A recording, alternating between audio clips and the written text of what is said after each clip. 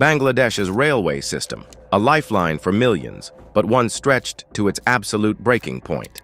Imagine platforms overflowing, not with passengers patiently waiting, but with crowds surging, desperate, almost battling to get on board.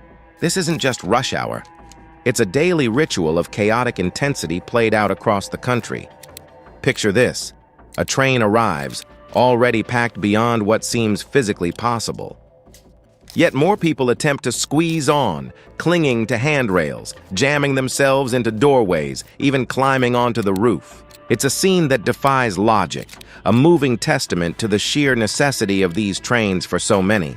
But why this extreme overcrowding? The simple answer is demand vastly outstrips supply. Bangladesh is a densely populated nation, and for a significant portion of the population, trains are the most affordable, and sometimes only, way to travel long distances. Especially during festivals like Eid, the pressure explodes. Millions travel to their ancestral homes, and the railway becomes the only viable option. Think about the risks these passengers face. Riding on the roof isn't some daredevil stunt. It's often the only way to get home, but it's incredibly dangerous. A sudden jolt, a low-hanging power line, or even just losing your grip can lead to devastating falls. People are crushed between carriages, electrocuted by overhead wires, or simply lose their balance and tumble onto the tracks. The statistics are grim. While precise figures are hard to come by, reports regularly surface of accidents and fatalities linked to overcrowding. And it's not just the passengers on the outside who are at risk. Inside the carriages, the conditions are often unbearable. Extreme heat, lack of ventilation, and the sheer pressure of bodies packed together create a breeding ground for disease and exhaustion. You might be asking, why doesn't the government simply add more trains, more carriages? The answer, as always, is complex. Bangladesh's railway infrastructure is aging and underfunded. The tracks themselves are often in poor condition, and the existing fleet of trains is simply not sufficient to meet the demands of a rapidly growing population. Furthermore, there are issues of management and coordination. Signaling systems are outdated, and maintenance is often delayed due to lack of resources. This leads to frequent delays and cancellations, further exacerbating the overcrowding problem.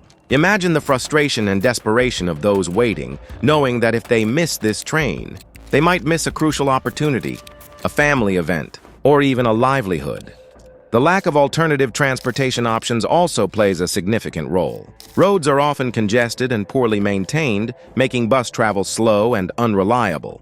River transport, while available in some areas, isn't always a practical solution for long distances. This leaves the railway as the primary, albeit perilous, choice for millions. Let's consider the human cost. Each year, countless individuals are injured or killed while traveling on overcrowded trains in Bangladesh. These aren't just statistics. They're fathers, mothers, sons, and daughters. They are lives cut short, families torn apart, all because of a desperate need to travel. The images of these overloaded trains are shocking, a visual representation of a system struggling to cope. It's a stark reminder of the challenges faced by developing nations, where infrastructure limitations often put lives at risk. But it's also a testament to the resilience and determination of the Bangladeshi people. Despite the dangers, they continue to rely on the railway, recognizing its vital role in connecting communities and driving economic activity. They persevere, clinging to hope and to the sides of trains in pursuit of a better life. The situation demands urgent attention. Investment in upgrading the railway infrastructure is crucial. This includes modernizing tracks, expanding the train fleet, and improving signaling and safety systems. Additionally, exploring alternative transportation options, such as improving roads and expanding river transport, could help alleviate the pressure on the railway. Ultimately, addressing the overcrowding crisis on Bangladesh's railways requires a multifaceted approach, one that prioritizes safety, invests in infrastructure, and recognizes the fundamental right of every citizen to travel safely and with dignity. The current situation is unsustainable, and the human cost is simply too high to ignore. It's time for meaningful change to ensure that the railway, a vital artery for the nation, becomes a symbol of progress and connectivity, not a source of tragedy. And until then, every journey on these overcrowded lifelines remains a perilous gamble. South America is not the only continent where railways come at a terrifying cost.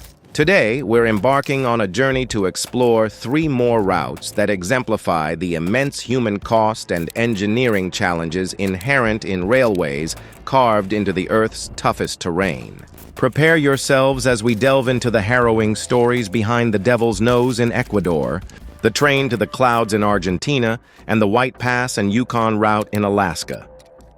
First stop, Ecuador, and a railway forever etched in history with a chilling moniker, the Devil's Nose, or Nariz del Diablo in Spanish. High in the Andes Mountains, where the air is thin and every breath feels like a struggle, lies a stretch of track that claimed the lives of thousands during its construction. The very name whispers of the immense difficulty and sacrifice endured. Conceived in 1899, the ambitious project aimed to connect Guayaquil, Ecuador's bustling port city, with Quito, the nation's capital. This railway held the promise of progress and prosperity, a vital link for trade and communication. However, the imposing Andes presented a formidable obstacle: the Devil's Nose itself, an almost vertical wall of rock plunging hundreds of meters down a seemingly bottomless abyss. Traditional railway construction methods proved utterly futile against this natural fortress. Engineers were forced to devise an audacious solution, a switchback system that would allow the train to ascend the treacherous slope in a zigzag pattern. This ingenious design required the train to repeatedly move forward and backward, slowly inching its way up the mountain's unforgiving face. But the blueprint was merely the first battle.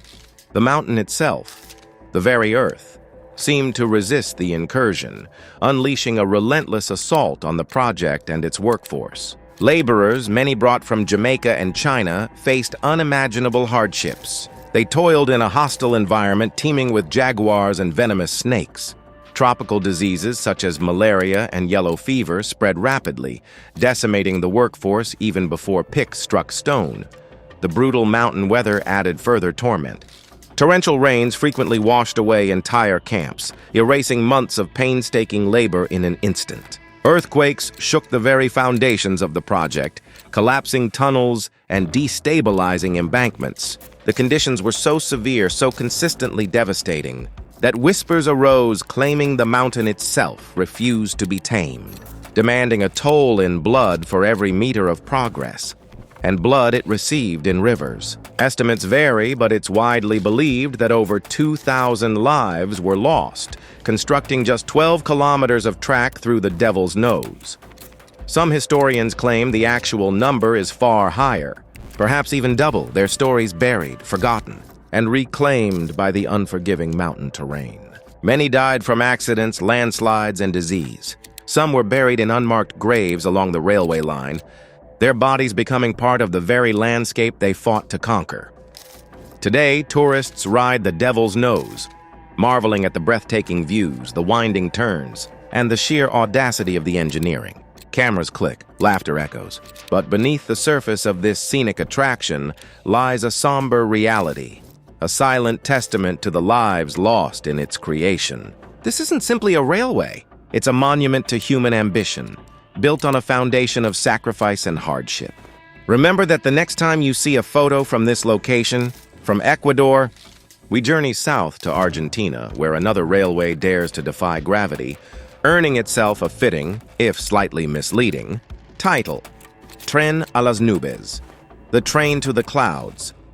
Nestled in the northern reaches of Argentina, amidst towering mountains, this railway ascends to breathtaking heights. At its peak, it reaches over 4,200 meters above sea level, higher than the cruising altitude of some commercial airplanes.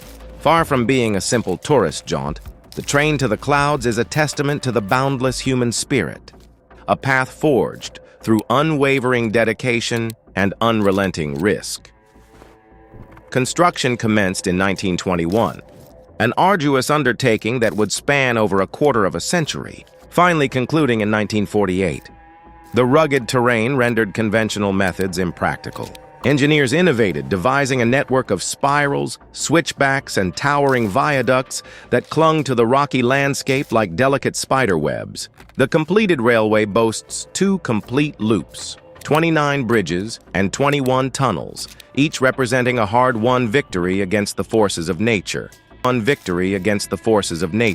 But the extreme altitude introduced a new insidious threat: altitude sickness. As the train climbed, the air thinned, robbing passengers of precious oxygen. Reports surfaced of passengers fainting, struggling to breathe, and succumbing to the debilitating effects of hypoxia. Emergency oxygen tanks became standard equipment on board, a stark reminder of the inherent dangers of the journey. Rumors even persist of a grim incident in the 1960s where a lack of oxygen led to multiple passengers falling into a coma in one carriage. Official records remain elusive, but the incident only added to the railway's menacing reputation. The challenges continued long after its completion. In 2005, a devastating flood ravaged the region, tearing away sections of the track and halting operations for nearly 6 years. When the train to the clouds finally returned, it did so with enhanced safety measures, improved systems, and a renewed awareness of the ever-present risks. Rockslides remain a constant threat. Flash floods can erupt without warning. A derailment at such an altitude could have catastrophic consequences, sending the train plummeting into the abyss below.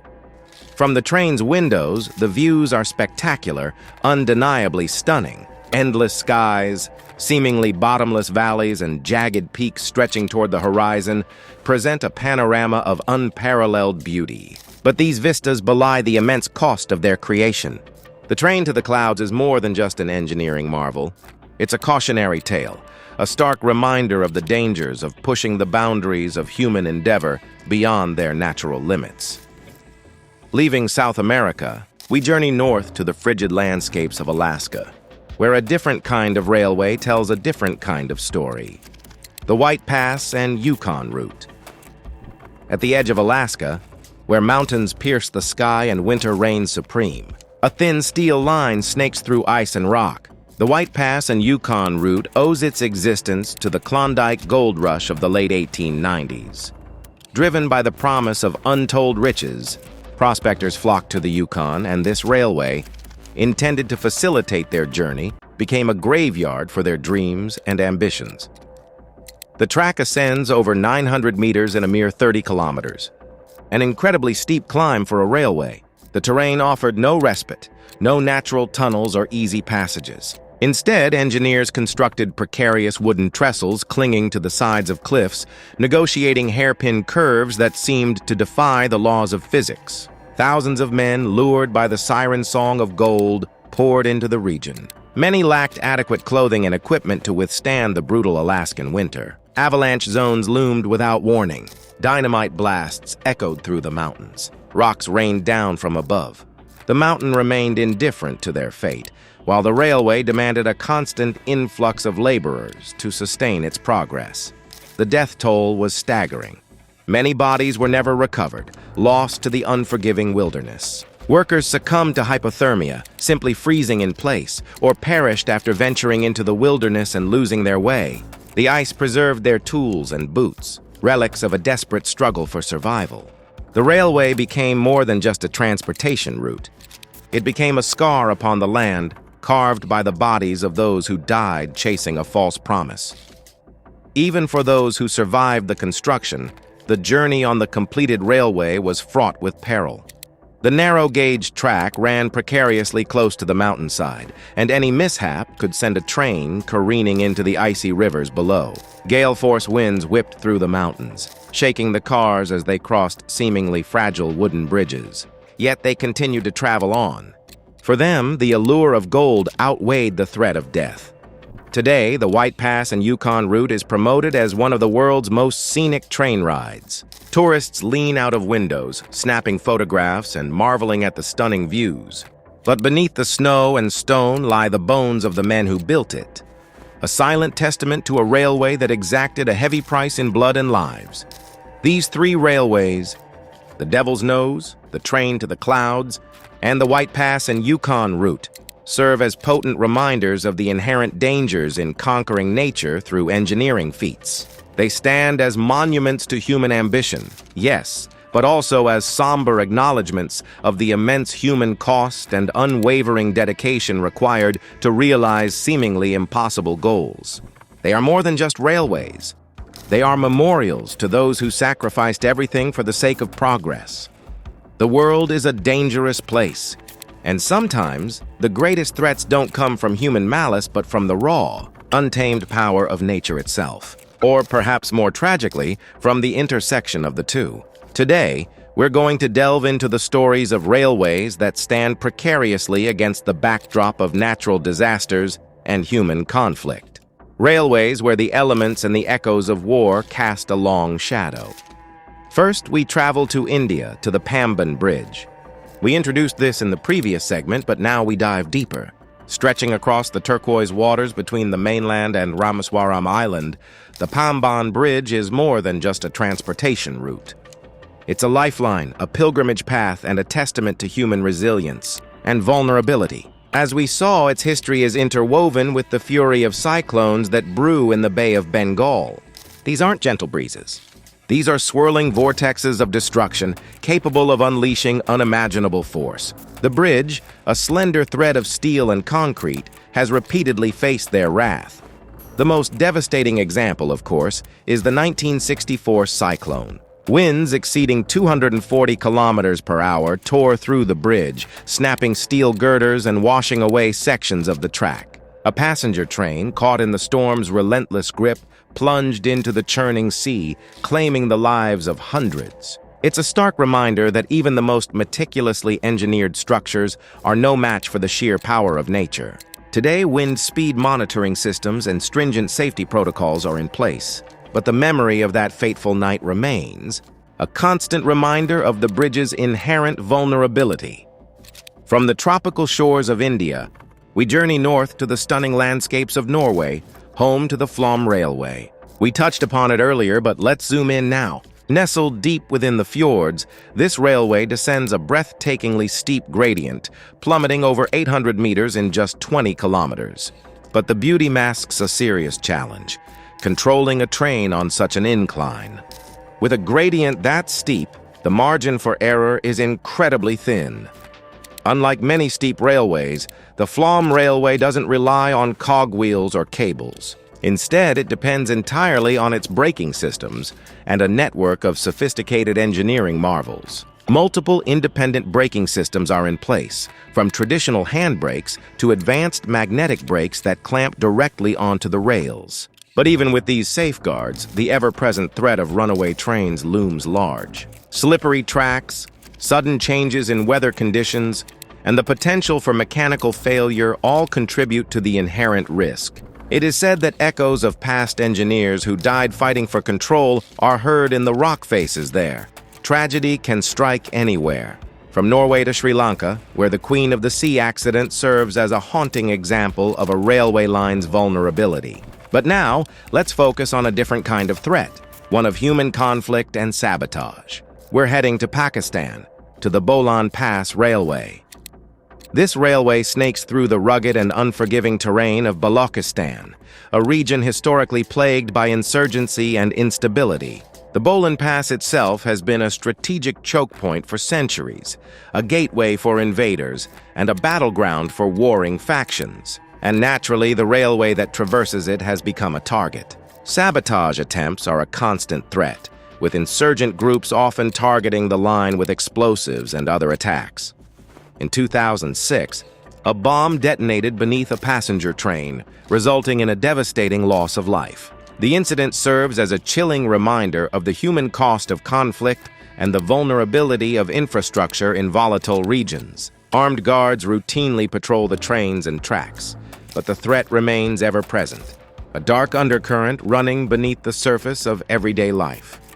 Finally, we'll examine the towering Chenab Railway Bridge, also discussed briefly, high in the mountains of Jammu and Kashmir, India. This engineering marvel, the world's tallest railway arch bridge, stands as a testament to human ambition and ingenuity. But its very location, nestled within a region prone to seismic activity and political instability, presents unique challenges and risks. The bridge is engineered to withstand earthquakes and high winds. It's designed to withstand even potential terrorist attacks. The bridge's inherent risks also have a deeper historical context. Throughout history, railway construction in South Asia has often come at a tremendous human cost. From the Pamban Bridge cyclone to the countless lives lost during the construction of other railways, ambition has often been tempered by tragedy. The Chenab Bridge, despite its remarkable engineering, is not immune to this history. It carries the weight of past sacrifices, a reminder that progress often comes at a price. Ultimately, these railways, the Pamban Bridge, the Phlam Railway, the Bolan Pass Railway, and the Chenab Railway Bridge, represent more than just transportation links. They are symbols of human resilience, ambition, and often vulnerability. They are places where the power of nature and the complexities of human conflict converge, creating a potent and often dangerous mix. They remind us that even the most meticulously engineered structures are not immune to the forces of the world around them. And they serve as a stark reminder of the human cost often associated with the relentless pursuit of progress.